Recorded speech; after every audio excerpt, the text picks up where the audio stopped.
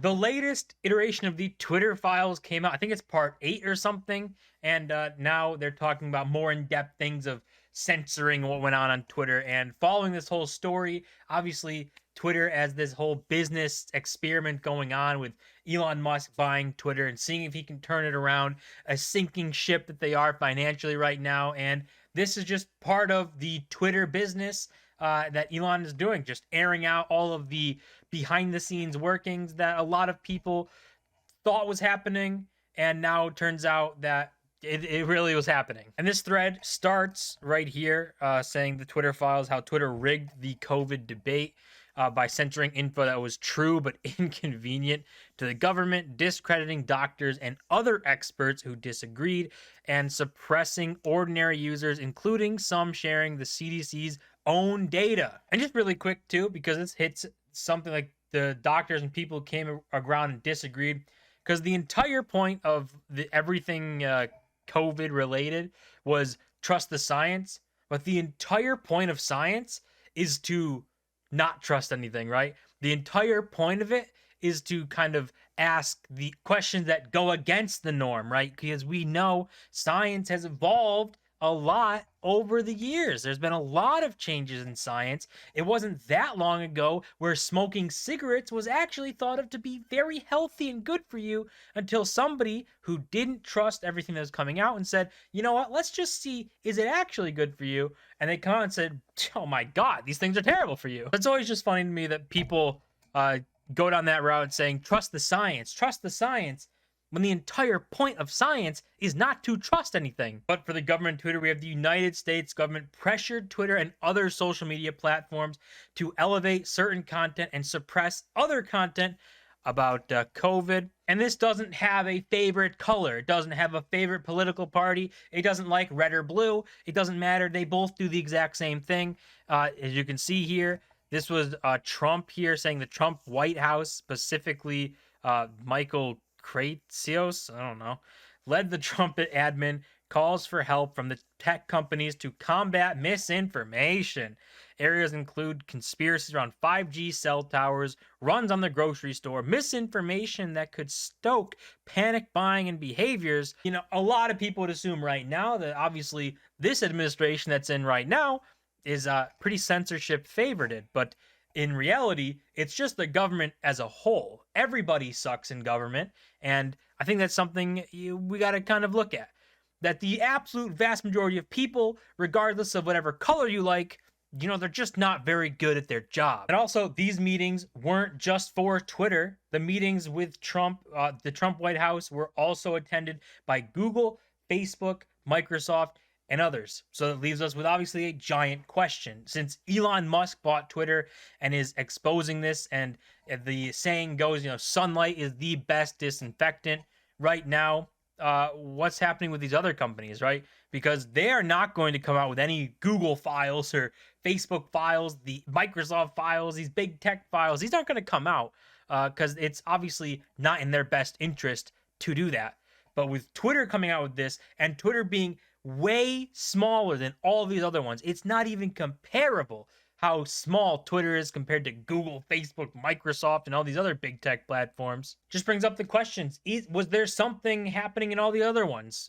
Chances are, yes, absolutely. We know that YouTube had a pushing thing where they would label, you know, things talking about COVID with special labels. They would demonetize, age restrict, put on their own kind of filters on it. So obviously, all of these companies did something, and all of them were working with the government, which is already weird. And it only gets worse, saying in the summer of 2021, President Biden said social media companies were killing people for allowing vaccine misinformation, and Bernanson was suspended hours after Biden's comments and kicked off the platform the following month. So this is someone, I think stuff's up here. He had talks. Some guy, I guess, I don't know, call him an anti-vaxxer account, something, and named as a certain person specifically, which is already kind of weird that like the White House would do that. But they say, put in the complaints to Twitter saying, get this guy out of here, which just goes against everything with free speech, goes against people talking. The best way to combat ideas is to talk about them, right? If you just say there's bad ideas and you just kick them out, who judges that? Because you would have right now people, if the government was in charge of censoring things right now, people who are against Biden would say this is the worst thing in the world. But if you rewind 4 years, those same people would be saying this is the greatest thing in the world if Trump was in charge, right? And then the other side would be saying this is the worst thing in the world. And right now they're saying, well, it's not that bad. There's always going to be somebody who comes in who you don't like. And if you give the government some power, like censoring people, then at some point it's going to come back and they're going to censor you because at some point somebody you don't like is going to get in there. That's just how it all works, how it all boils down. But this guy on Twitter sued Twitter and actually settled with them. And in the legal process, Twitter was compelled to release certain internal communications which showed direct White House pressure on the company to take action on Bernson. I don't know. Maybe I'm saying that wrong, but this is already weird again. Like, this is a private company, just like Apple, Google, Microsoft, these big tech companies. They obviously have a lot of power. We all know big tech has a lot of power, but they are their own companies. This isn't China. That's how China operates, is by going to their company saying, you have to give us all of the data on all of your customers. We'll tell you who you can and can't use. We'll tell you who you can and can't sell to. That's not how it's supposed to happen here. It's supposed to be a free market, right? So you're supposed to have, you can go after whatever users you want. You can let whoever you want use your platform. If you go bankrupt and your company collapses, then it collapses. But if you allow whatever, you do good business, you're good. You can sell to whoever you want. And we had over time, there was more right here, like more and more pressures from the White House. And this saying, Culbertson wrote the Biden team was very angry that Twitter had not been more aggressive in deplatforming multiple accounts.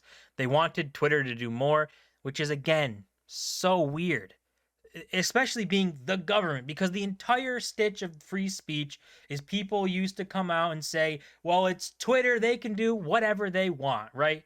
And this goes back to like the same example when Twitter was under Jack Dorsey and Yoel Roth and these guys, and they agreed with the way that they were censoring people. The majority of people would say it's a private company, Twitter can do what they want. But then Elon Musk steps in, and all of a sudden they're saying, what do you mean? You can't ban who you want. And so it's the same thing. If someone you like's in charge, you're going to love it. But the second somebody you don't like gets in charge, all of a sudden it's not so much fun anymore. And there's more examples too. This is chock full of examples of this. So like more accounts talking about something that is pretty, not argued about right now. They're like talking about vaccines is scientifically flawed, as asking that nobody should, like saying that everyone needs to be vaccinated is the same thing as saying no one should. They neither of them make sense, right? And then COVID vaccines are important for older, high-risk people and their caretakers. Those with prior natural infection do not need it, nor children. At that time, a lot of controversial a big controversial statement, and people were all up in arms. I think right now, people wouldn't really be all up in arms about someone saying that, which shows again why you need speech. You need to allow people to talk ideas through. You can't just silence one end, because on top of that, if you are silencing one side, all you do is open up conspiracies as to why you're doing that. Is that the real information? Is that what you're trying to hide? What's the motive behind this? So you just let people talk. The good ideas will rise through the bad ones, because the good ideas will make sense and the bad ones won't be able to make sense. And then the people look at the two arguments and say, that guy's crazy. That's a bad idea. And they're going to go with the good ideas. And then just to end this off too, because Twitter was actually, not super excited. I think in the previous Twitter files, a lot of, it seemed like Twitter was super excited to work with the FBI, work with the government, and censor people. But in this, they weren't really excited to do that. They were a little bit more combatant on a lot of these things coming out from the White House and the FBI, saying like, well, let's calm down here. We can't just be banning people for these no reasons. And this shows with Trump's tweet here, with Trump saying, I'll be leaving the great Walter Reed Medical Center today at 6:30 p.m. feeling really good. Don't be afraid of COVID. Don't let it dominate your life. We have developed under the Trump admin some really great drugs and knowledge. I feel better than I did 20 years ago. So typical Trump tweet, right? I mean, we would all expect that's exactly how Trump talks. And he said, don't be afraid of COVID. Don't let it dominate your life. which I mean, yeah, sure. You shouldn't let anything really dominate your life and be scared. It's gonna suck. And the FBI didn't like that. So the FBI here wanted to get POTUS banned, right? Saying, why isn't the POTUS tweet a violation of our COVID-19 policy, especially the don't be afraid of COVID statement? To which Joel Roth responded to him saying, adding you to the main thread on the subject. In short, this tweet is a broad, optimistic statement. It doesn't incite people to do something harmful, nor does it recommend against taking precautions or following mass directives. It doesn't fall within the published scope of our policies. Curious whether you have a different read on it, though. So this kind of shows, like, even Yoel Roth, who I think was painted as someone who like loved working with the FBI and was really into it and kind of like his highlight of his life, even him is looking at this saying, well, let's hold on there. This is the president of the U.S. you're talking about. All he said is to be optimistic. He didn't really say, do some crazy things. And you're harping on this. Like, why shouldn't someone say, don't be afraid of COVID? Right? That's just kind of being optimistic. It's not saying some sort of crazy stuff.